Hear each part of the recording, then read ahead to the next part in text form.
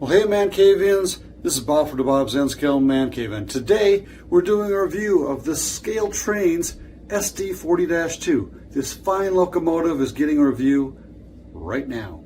So let's take a look inside this box of the ScaleTrains EMD SD40-2, the Burlington Northern number 7041. I'm going to show you what how they're packaging these days. They're coming in the standard box, but they've come with a product manual that looks a little bit more detailed. Operating on DCC, some lubrication.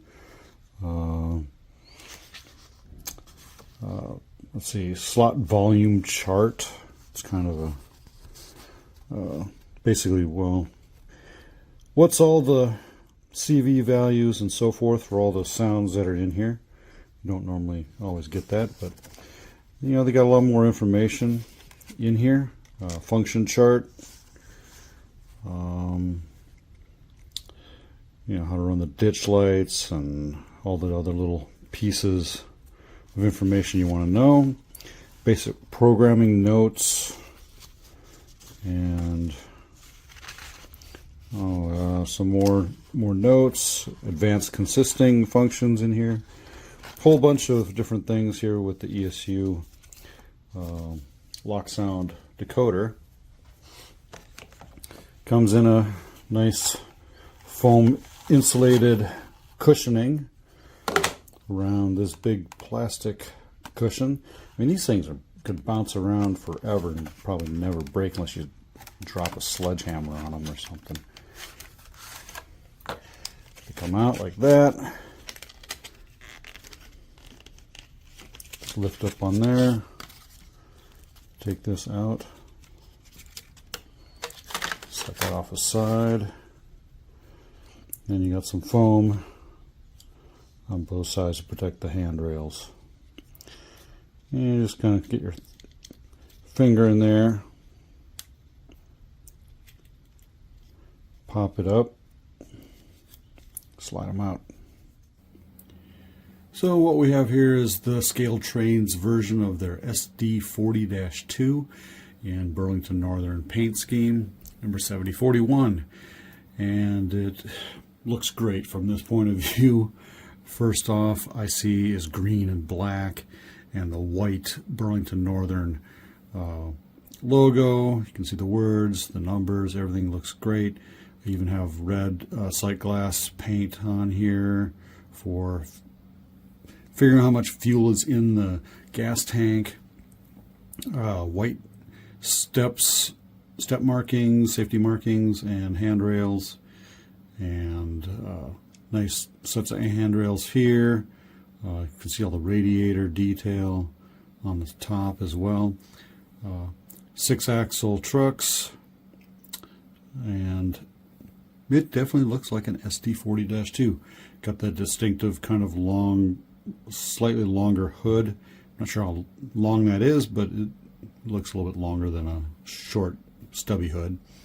You do have the big deck on the back, and yeah, looks really good. Let's take a look at the front. And as you can see, it's got a lot of detail up front. Starting at the bottom, we got the MU hoses and the coupler. There's actually Cutler cup levers right here, and a white, or actually the red hoses going right in front. Kind of like also have a party deck on the front. Not as big as the one on the back, you know, party in the front, party in the back, you know, kind of thing. It's sort of like a mullet of locomotives, I would think. But you got some pretty good details up on the front. You got that white stripe paint scheme for your nose. And you got windshield wipers, the number boards, the headlights, 2-light headlight.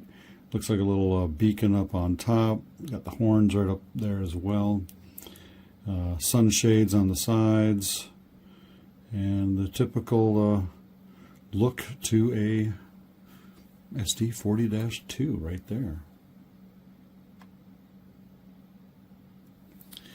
On this side, it looks basically the same as the other side, just the right side.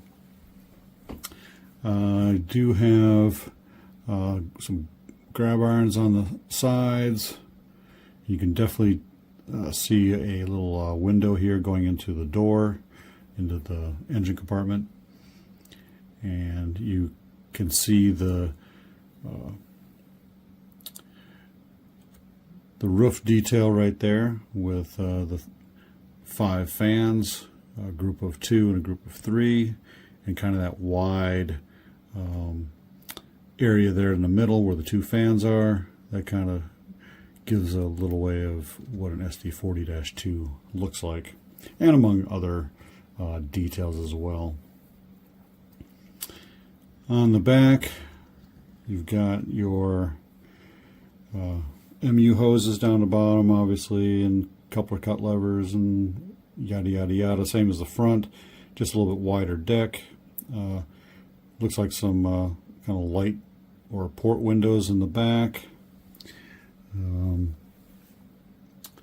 Those aren't lights, that's for sure. So it's kind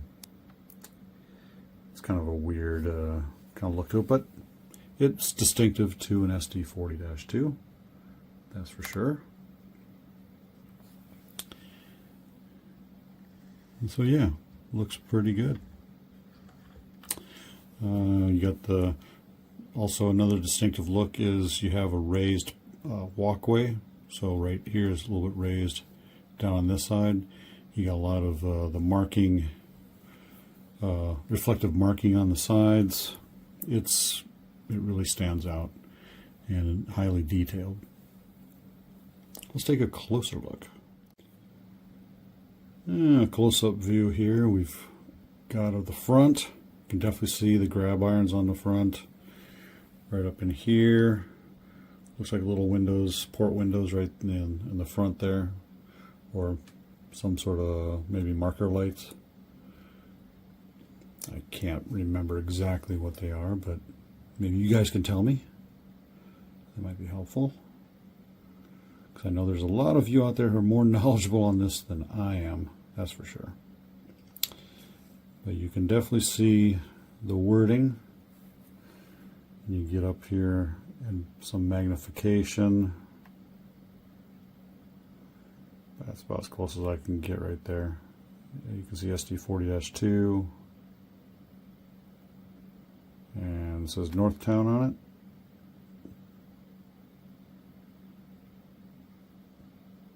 Yep, Northtown.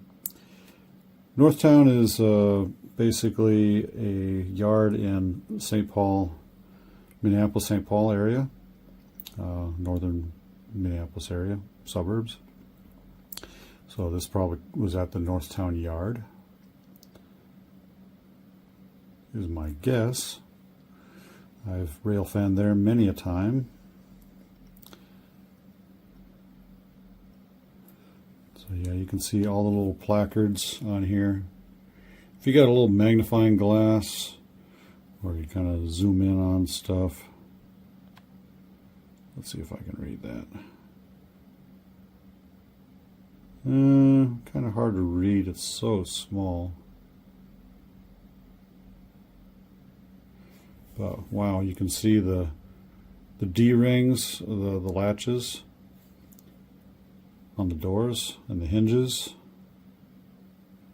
Really, really good. Nice little label right there as well. So yeah, lots and lots of details on this locomotive if you're looking close enough. On the back, you can see those details a little bit better.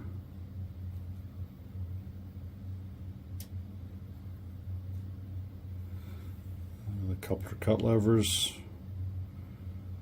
the MU hoses, all that good stuff.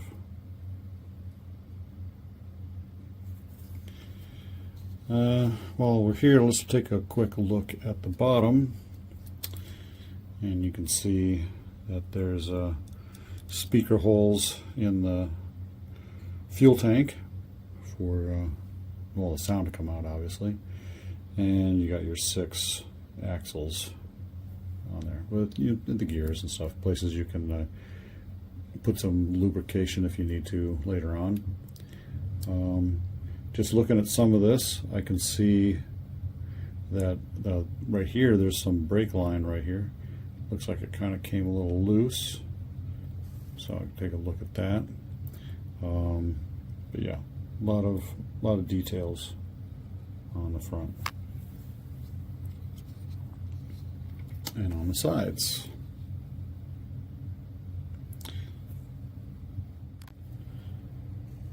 Okay, earlier I showed you that this brake line, this air line, basically was hanging down off the side. Well, it's loose in where it's glued in, so I think the glue came a little loose because they're supposed to be, kind of riding up on top of the cylinders and stuff. So this one just happened to come loose, so I just rotated it up, folded it back in place, and so it's now in place again. It could eventually fall off, so just be careful of those kind of lines and stuff, because this is still rather loose. So I'm going to have to probably put a little dab of glue on there, keep it in place. These are models. These are highly detailed models, and there's a lot of little pieces on there that will come off potentially. So in this case, that's one of those pieces that'll probably end up laying alongside the tracks at some point in time with a lot of handling. But let's see how these things run on the layout. Okay, let's check out the sounds on this locomotive. We'll start with the startup sequence, which is the mute button, F8. You press F8.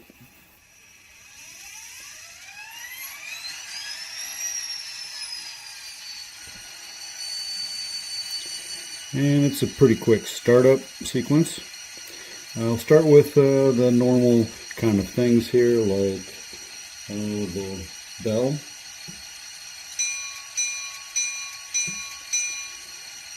The horn,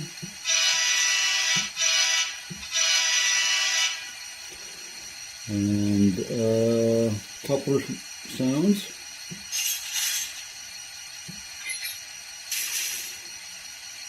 and there's a bunch of other sounds that are listed in the chart here. And we've got a bunch of different sounds listed that you can pick from, that you can try and use. Usually some things only work when the locomotive is moving, like brake squeal, and maybe some, a flange squeal or dynamic brakes. Those kind of things only work sound-wise when you have it moving. Let's turn off the lights here. Let's look at the headlights.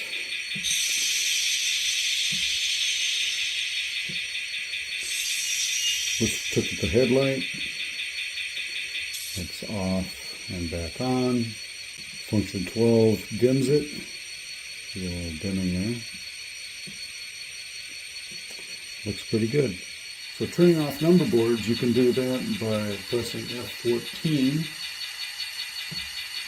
And that goes off. The number boards also go off when it's muted and it goes into a shutdown. So let's show you that.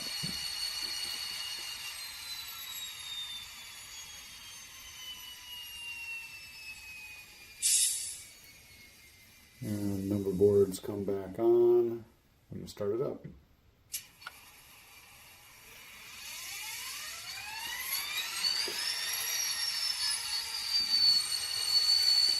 So let's take a look at how it pulls cars. How's it operating in real life? So time to pay the bills. Have you been looking for some trains lately? haven't been able to find what you're looking for, maybe you haven't looked everywhere. Have you tried ANStrains.com? They're at train shows. They were at Amherst. They're at Altoona. They were various train shows around the country. Look for them. If you see them at the train show, ANS Trains. What they have, you know, Microtrains and Kato and Bachmann and Atlas and a whole host of other different scales as well, HO, O scale, those kind of things. If you're looking for something like that and you want to get a discount, use this discount when you check out this year. DaBob 24. You might save 10-15% depending on what you're getting. And they'll calculate that for you at the checkout. So, on to the rest of this video. Okay, we're going to do a simple pull test of a 2% grade helix. I'm pulling 4 ScaleTrains hoppers, covered hoppers, and 4 auto racks behind one locomotive.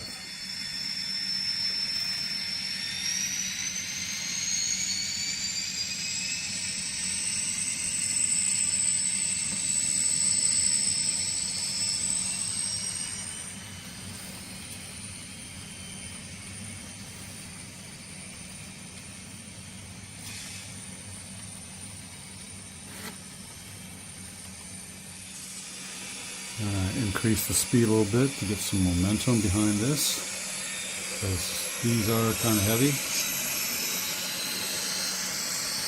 Slight wheel slip.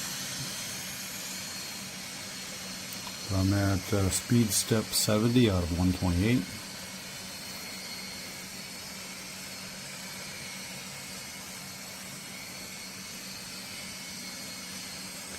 And knock it up to 90.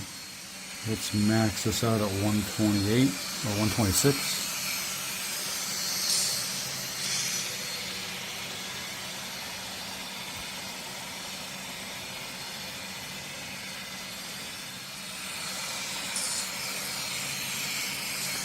It is pulling this up rather good.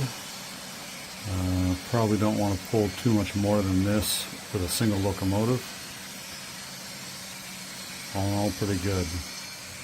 Okay, I'm going to do a momentum test. I'm cranking this up to full speed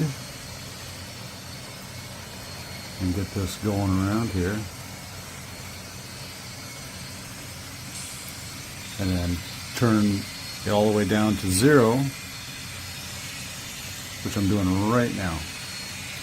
I'm at 0.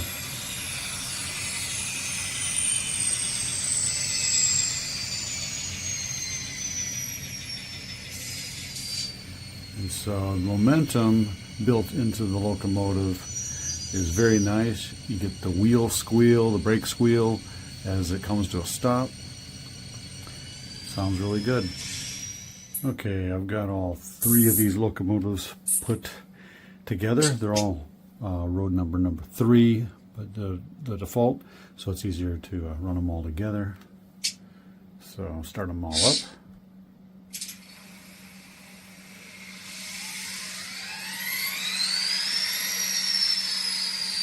Wow, very synchronous. Sounds great. And hook them up to my long train. Added some more cars to it, make it heavier. Let's see what 3 of these locomotives will do.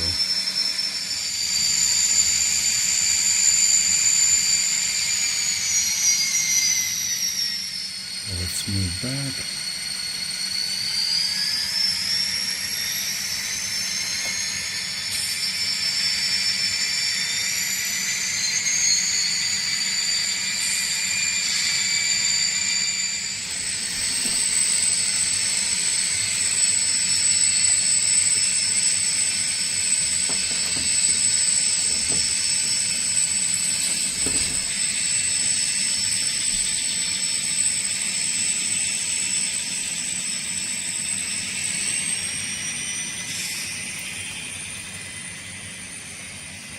So now I have 6 auto racks on here and 5 coil cars, all ScaleTrains coil cars and rolling stock. The coil cars, they do have some issues with the wheels. They're a little tight, so it's adding a lot more drag to it. So let's see how this works.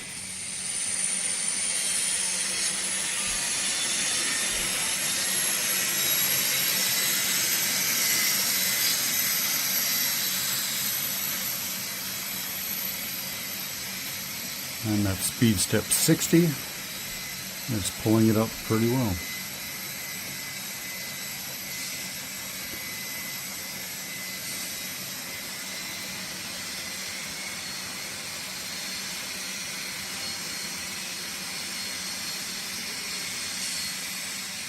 I have max speed right now.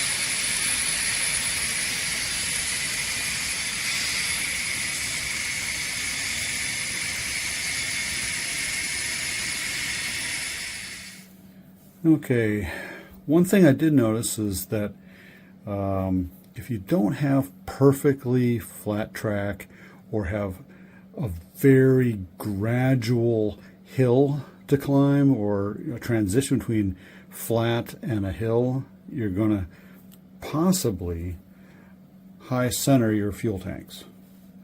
Like right here is where my high center would be on this particular piece of track. And it starts going downhill over here, and it's flat over on the bridge.